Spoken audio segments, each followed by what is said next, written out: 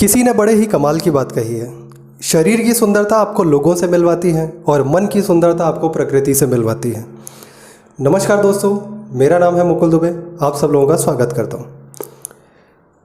दोस्तों, आज का जो वीडियो है बहुत ही एक ऐसे टॉपिक को छेड़ने वाला है जिसके लिए हम लोग बरसों से लड़ते आ रहे हैं अपने आप को डेवलप करने के लिए, लेकिन फिर भी हम डेवलप नहीं हो पा रहे। आज की डेट में भी हमें डाउट है।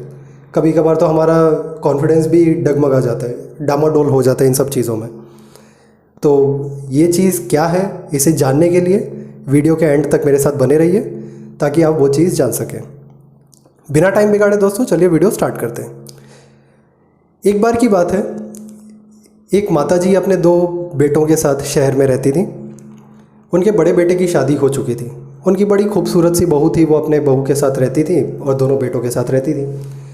उनका छोटा बेटा जो था वो शरीर से अपाहिज था। उसका एक तरफ का हाथ थोड़ा सा तकलीफ़ आ रहा था, जिसकी वजह से उसकी गिनती अपाहिज लोगों में होती थी। वो अपने बेटे के लिए काफ़ी कुछ सोचती रहती थी कि उसका क्या होगा ज़िंदगी में, क्या नहीं। तो उसकी एक नौकरी भी लग गई। अब वो नौकरी करने लगा था तो उन्होंने सोचा कि लड़के की उम्र बढ़ रही है तो अब उसके लिए शादी करनी है तो लड़की ढूंढनी पड़ेगी। लेकिन लड़के की ऐसी हालत देख के कोई भी माँ बाप रिश्ता करना नहीं चाहते थे। माताजी बहुत कोशिश कर रही थी कि मेरे छोटे बेटे के लिए कोई अपनी लड़की दे दे तो मैं उसे बहू बना सकूं।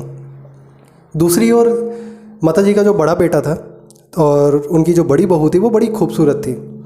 तो वो बहुत मजाक उड़ाती थी अपने देवर का कि ये तो लूला है, लंगड़ा है, ये तो अपाहिज है, इससे कौन शादी करेगा, कौन अपनी बेटी देगा, कौन अपनी बेटी की ज़िंदगी बर्बाद करेगा। बहुत तरीके की उल्टी सीधी बातें करती थी। माताजी सुनती रहती थी। माताजी कुछ कर नहीं पाती थी क्योंकि रिश्ता नहीं हो पा रहा था कहीं। ये सुनकर जो छोटा बेटा था वो भी कुछ नहीं बोल पाता था। तो एक बार की बात है, माताजी को कोई एक रिश्ता आता है और लड़की जो माताजी जब देखती हैं तो बड़ी खुश हो जाती है कि बड़ी खूबसूरत लड़की। और बड़ी बहू यही सोचती रहती है दिन ब दिन कि मैं तो इतनी खूबसूरत हूँ, अब इस जैसे विकलांग को कहाँ कोई अपनी बेटी देगा और मुझसे खूबसूरत तो कोई नहीं आ सकती इस घर में। कोई बात नहीं, माताजी अपने छोटे बेटे के लिए रिश्ता तय करके आती है। रिश्ता तय हो जाता है, शादी हो जाती है। छोटा बेटा आता है अपनी बीवी के साथ तो बड़ी बहू देखती है कि छोटी बहू तो कुछ ज़्यादा ही खूबसूरत है।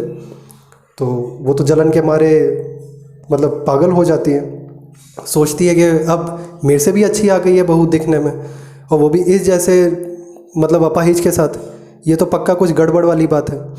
तो वो सोच विचार में पड़ जाती कि इतने ऐसे अपाहिज लड़के को ऐसी लड़की मिल कैसे गई। तो वो अपना काम खुफिया तरीके से करती रहती है, सोचती रहती है सब कुछ।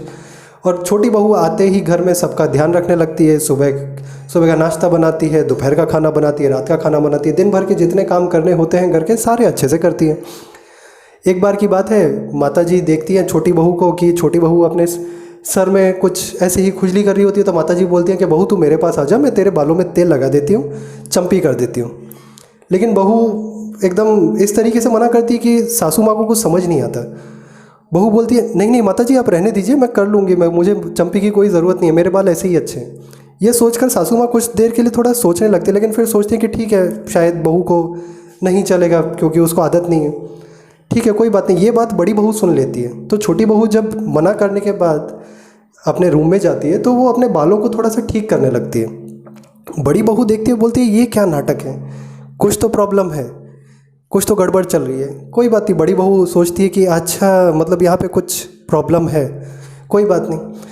अगले दिन माताजी अपनी छोटी बहू को बोलती हैं कि बहू मैंने शाम को अपनी पड़ोस की लेडीज़ को बुलाया है तेरी मुंह दिखाई के लिए, तो तू शाम को तैयार रहना।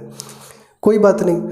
छोटी बहू शाम के समय तैयार हो रही होती है। बड़ी बहू जाती है कमरे में। वो छोटी बहू के बालों में पिन इस तरीके से लगाती है कि छोटी बहू अगर साड़ी का पल्लू थोड़ा बहुत हिलाए तो उसके बाल खिसक जाएं सर से। कोई बात नहीं, वो पिन लगा देती है। छोटी बहू भी कुछ नहीं बोलती।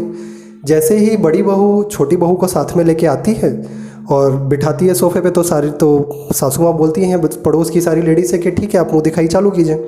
जैसे ही पहली लेडीज़ आती हैं और वो घूंघट उठाती हैं तो जो छोटी बहू होती है उसके बाल पिन समेत निकल जाते हैं और पता चल जाता है लोगों को कि बहू ने विग पहनी और वो गंजी है।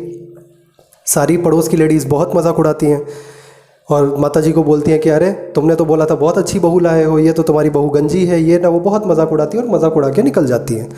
कोई बात नहीं, सासू माँ फिर देखती रहती है। सासू माँ बोलती हैं कि बहू तूने मेरे साथ धोखा दिया है, तूने मुझे धोखा दिया है, तुमने हमारे साथ अच्छा नहीं किया, ये बात छिपाई है, ये ना वो। और अब मुझे समझ में आ रहा है कि तुम हमारी सेवा क्यों करती थी, ताकि तुम्हारी ये बात छिपी रहे।